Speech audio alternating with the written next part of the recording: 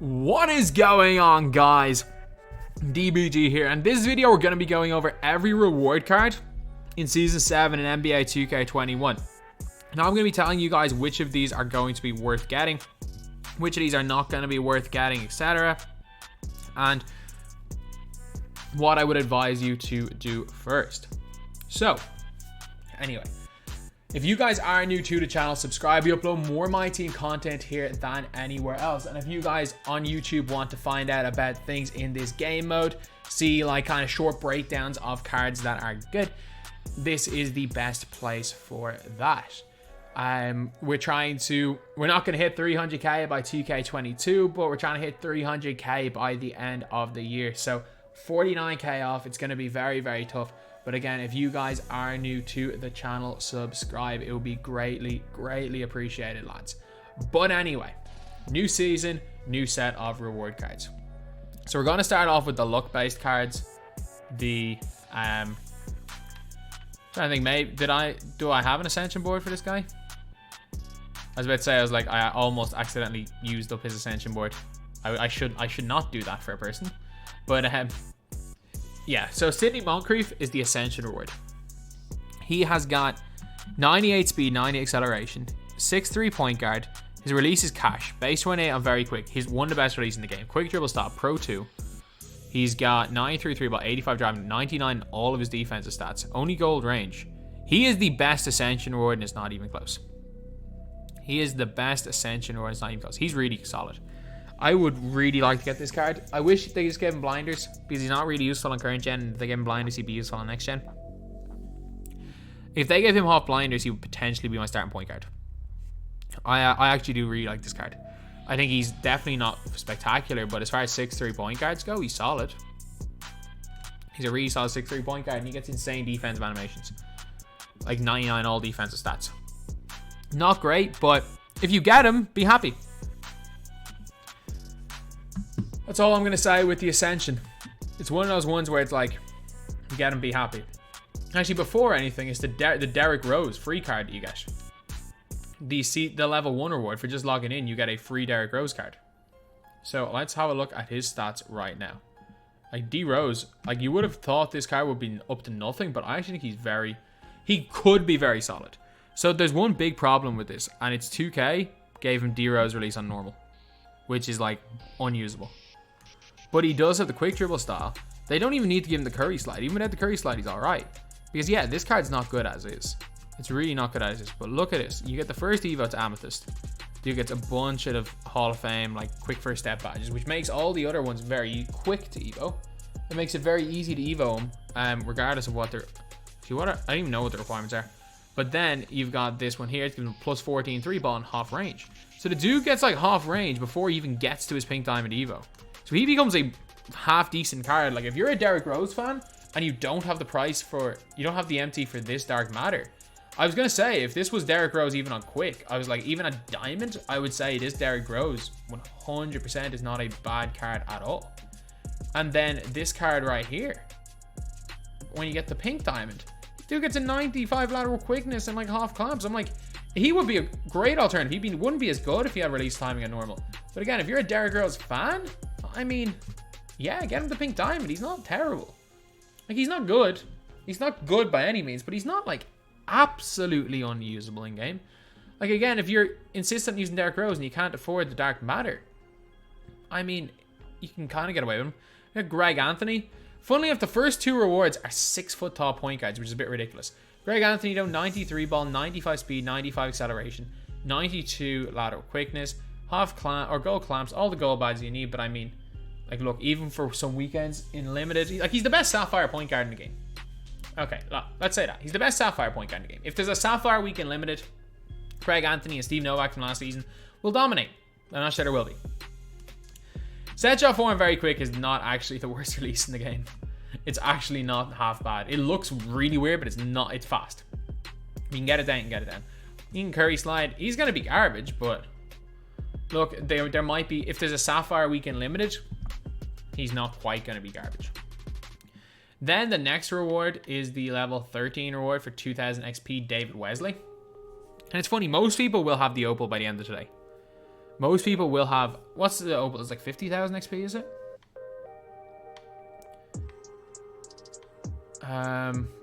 55,000. I think most people that are going for the card will have at least him by the end of the day. That's my goal, is to have him by like tomorrow at least. Because again, I'm trying to get, did we get 1,000 likes in the first hour? Did we get 1,000 likes in the first hour? That would be a we're 1.5k likes. Okay, so I've committed to getting him within a week. But David Wesley, 43 gold badges, 6 foot tall point guard, 94 speed, 80 driving dunk. He's too small to be usable, but he can be very fun and limited because the dude's got Wade base 98 and very quick and can curry slide with a Pro 3 behind the back. Like, he's not going to be good, but I mean, you put him in the hands of someone like a Splash or something, and especially with like gold blinders on next gen. Like, if you tell Splash, like Splash might play limited just to cook with this guy. I wouldn't be surprised to see someone like a Splash run this guy just as a joke. That he starts running David Wesley in Unlimited. Because I remember a load of people did it last year with Earl Boykins. They ran Earl Boykins when they were playing in Unlimited, all the complex players, because he had base 98 on very quick, or Wade base on very quick, or with half quick draw. And they all just started using Earl Boykins just as a joke. So, yeah, David Wesley is going to be a solid limited player. He really is. And then we got Norm Nixon. Here, he's another point guard. Dude's a 6. Why do we have a 6 foot tall? All 4 of the players we've got so far, Derrick Rose the tallest. Norm Nixon, a 6'2 point guard, 95 lateral, terrible interior, so he's gonna get cooked. Half clamps, base 7. I don't know if that's good or not. I think it's all right. Curry slide, yeah, he's not up to much, is he? Not awful, but he's not up to much. Then it's Roy Hibbert. Remember when we were all so shocked when 2K gave him a 3-pointer in 2K19? How times have changed. This is a 7'2 point guard, 17 huffs, gold clamps, no quick first step or anything. Slasher dribble stop, Brook Lopez on very quick. 79 3 ball, 83 speed. I mean, he's bad. He's unusably bad, but I mean, what's his agenda? It's a free pacer center, I guess. What's his agenda? Get 10 blocks. Oh, that's easy. That's super easy. He's tall. So, yeah, I wouldn't be too high on him. Next, there is Kenyon Martin. Kenyon Martin is 91 speed, 91 acceleration, 95 3 ball, 90 driving dunk, 91 lateral, 91 perimeter defense, 90 2 draw foul, good enough steal, only gold clamps though, half range, half blinders, give him curry, shifty, pro 1, it's not awful, base 26, that's chicken. I'm not sure what that upper is like, 'cause it's only him, but I mean, he's not going to be unusably bad. He's going to be fine in challenges and need Kings players, like especially with Spotlight Sims coming up. He's not bad. He's not good either, but he's not bad.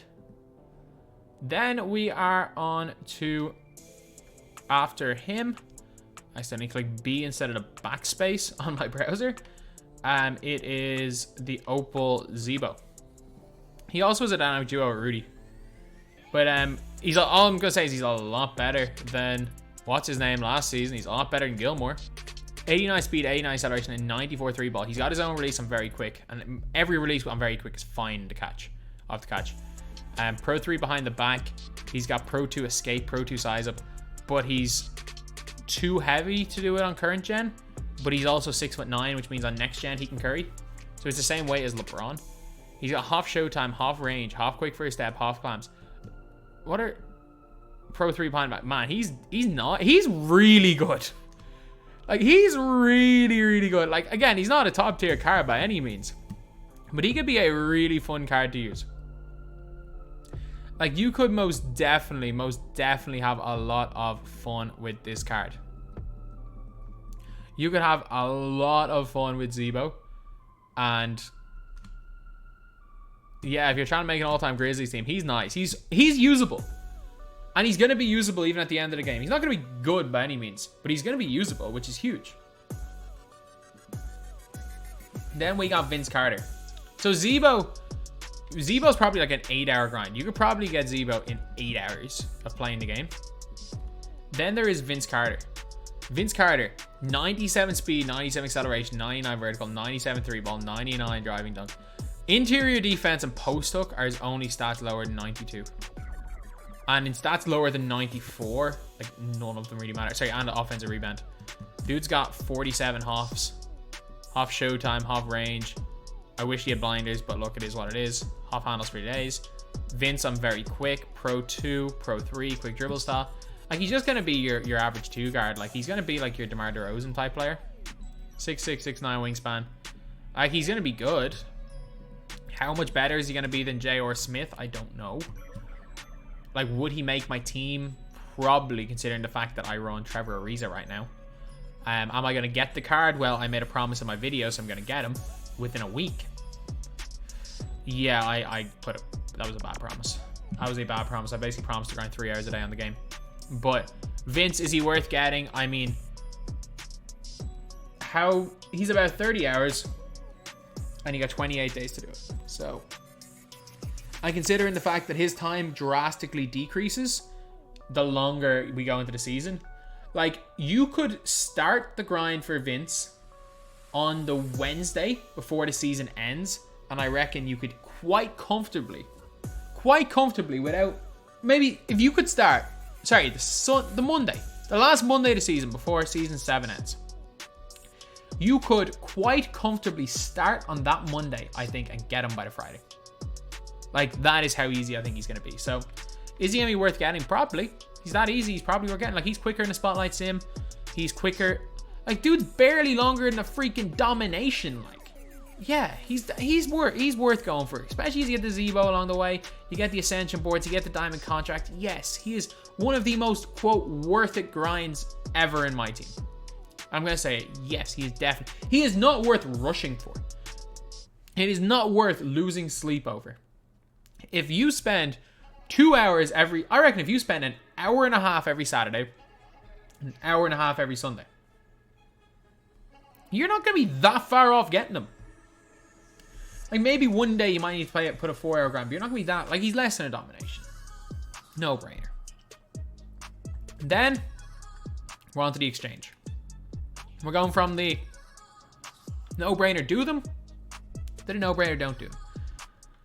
So, let's see. The first one is Pink Diamond Chris Paul. 1 diamond, 5 amethyst, 1 original owner Rockets player, and 1 and 3 point guards. So, in terms of price, this Pink Diamond Chris Paul is, just say 1 diamond is about 2.5k, 5 amethyst players about 8k. He's about, I'm going to say about 12, 13k to do. Max. But what you're getting is 26 half badges, 96 speed, 90 acceleration, 94 3 ball, CP3 release on normal. You're getting it on normal. You're basically getting, yes, he's got half steady, half blind. He's great. His release on normal. His release isn't even that good on very quick. And this one can curry slide. This card here is less than 20k. You're basically paying almost the same price for a significantly worse version. If you want Chris Paul, just get this Chris Paul. If you specifically want a Rockets Chris Paul, then yeah, go ahead, be my guest. But he's not very good. They completely killed him. They completely killed him. They put no time and effort into this card right here. They completely killed him. They gave him his dribble 6. He's essentially like an upgraded version of the Amethyst Chris Paul. That's what he is. Instead of a downgraded version of the Opal, they made an upgraded version of the Amethyst. Then there is Diamond Carmelo Anthony, who, honestly, 10 Trailblazers players, 5 gold players. A Trailblazers player, like, as you guys see, I got 2 of them. Or, sorry, he's got 2 of them. But like 10 Trailblazers players and 5 golds. That's going to cost at least 12, 13k. And let's have a look at the card. 93 3 ball. No no clamps. Dude, this card here is not that expensive. He's barely going to be better than this card. Or he's barely even more expensive than this card here, and this one comes with half clamps. Like, it's this one, but slower without defense. No, just don't. Unless, again, you specifically want the Portland Trailblazers Carmelo Anthony card.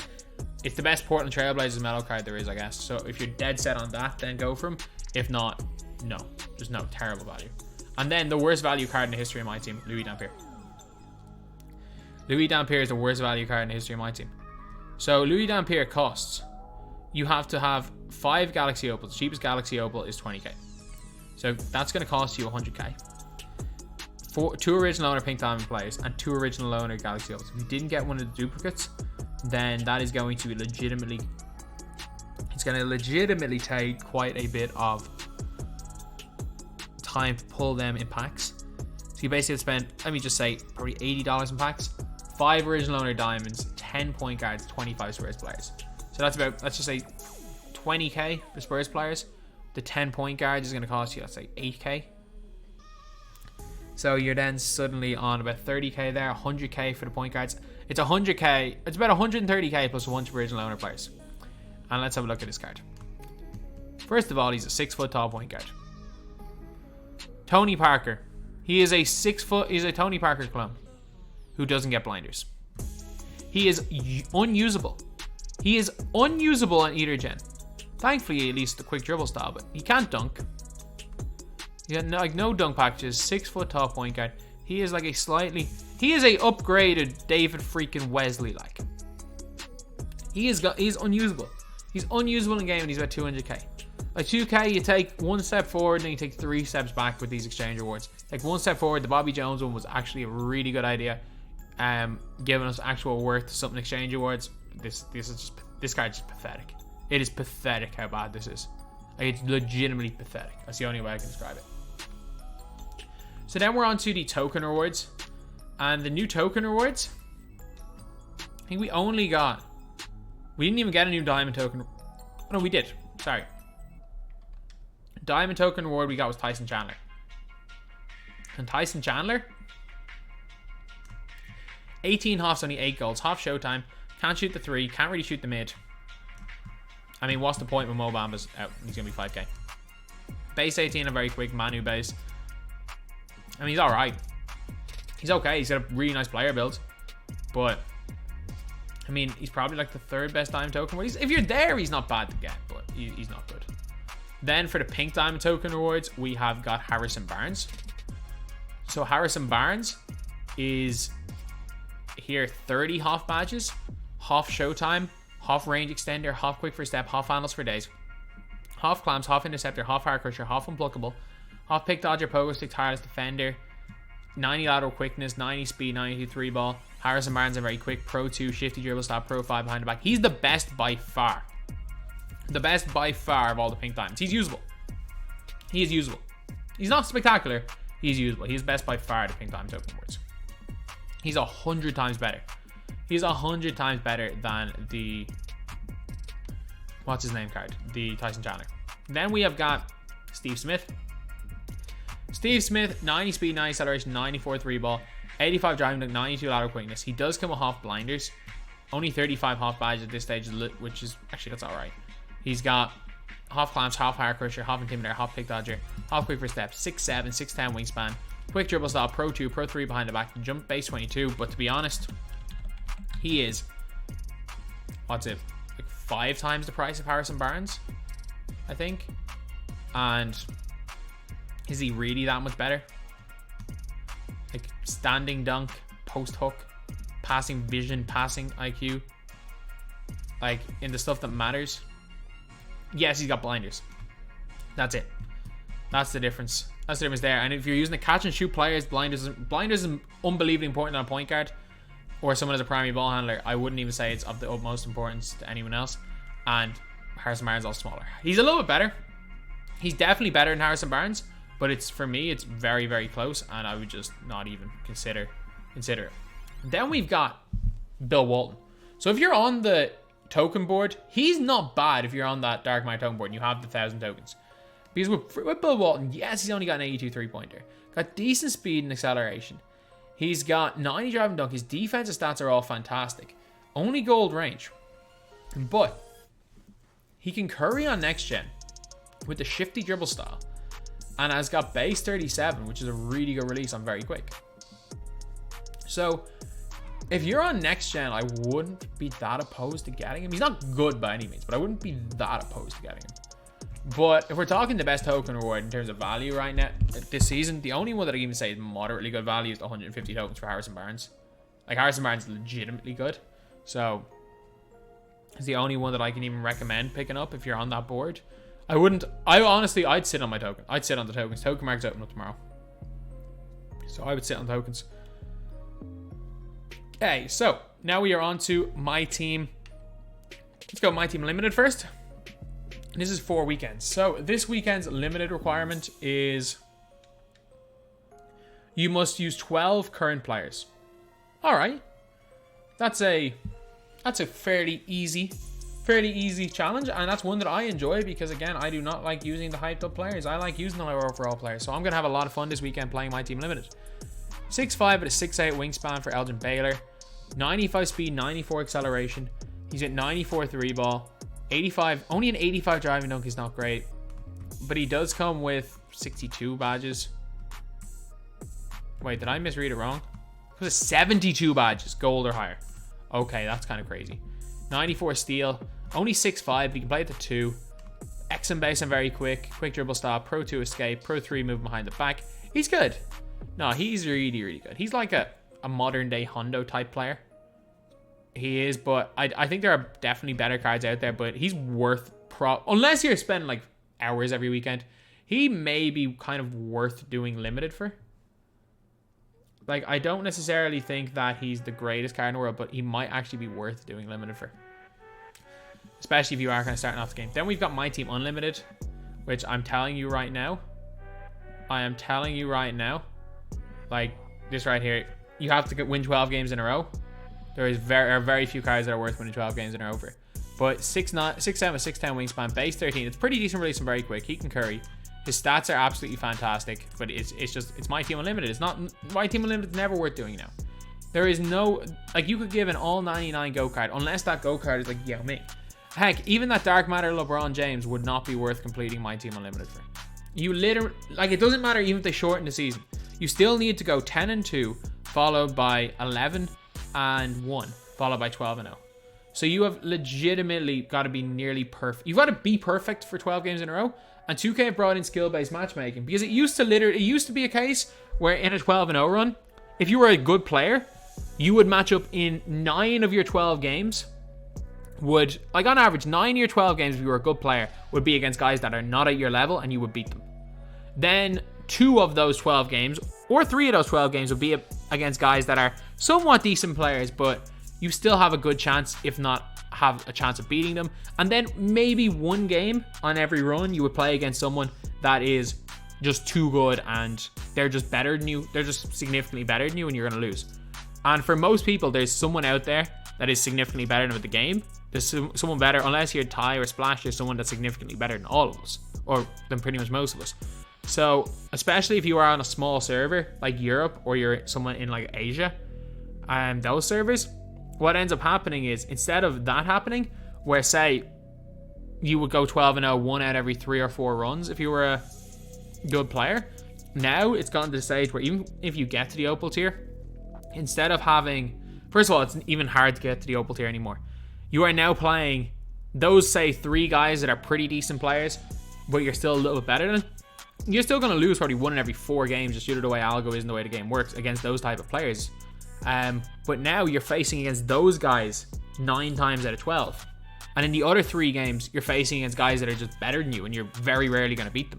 So, like, for me, like, when I try, I probably have a 90% win record in Unlimited. I still do not think that I will have any ability to go 12-0. Like, if I play a game with my actual team and I'm locked in, there's a 90% chance I win that game. But I still don't have any confidence in myself going 12-0 anymore.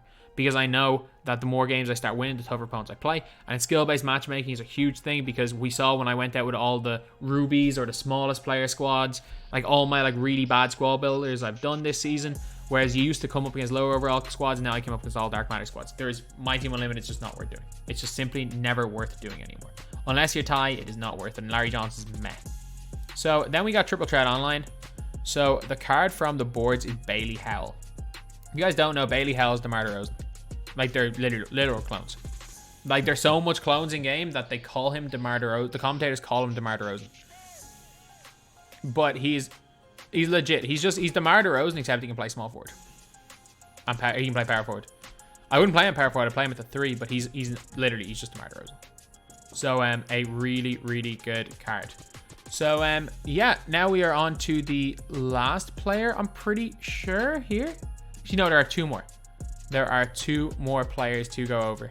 So we have got Larry Keenan and Jerry Lucas. So Larry Keenan is the vault card for triple threat offline. Jerry Lucas is the like actual reward you can get. So Larry Keenan, 6'9", 6'10" wingspan. His player build is unbelievable. 46 hoffs, 86 3 ball, 94 speed, 94 acceleration. Like basically perfect stats at everything except for 3 ball. He's got all bar 1 Hall of Fame defensive badges. Unbelievable animations, good release, good behind the back. He's a really good card. I'm telling you, this card's really, really good. I'm not going to say he's worth going for because, again, it's just pot luck. Jerry Lucas, 88 speed, 88 acceleration, 96 3 ball. Problem is he still has the chest pass upper. And the chest pass upper, it doesn't matter what your base is, the chest pass upper ruins any shot. He's good at everything else. His stats are good. He's got half blindness, but he's got the chest pass upper. So I cannot recommend going for him. If you naturally get the card, man, be my guest. He's not terrible.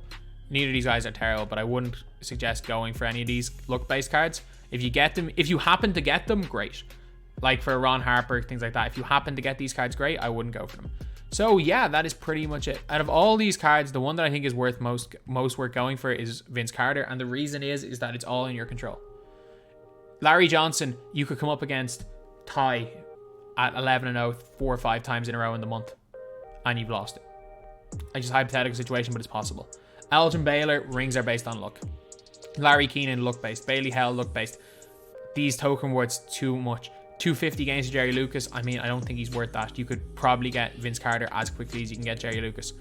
And then on the way to Vince Carter, you get Zach Randolph. So of all these, the only card that I think, for this card that I think is actually going to be worth the grind, especially because the grind is very specific and you know exactly what you need to do, is going to be Vince Carter. So yeah, that is pretty much it. That's the video. Thank you guys for watching. Please like, comment, and subscribe.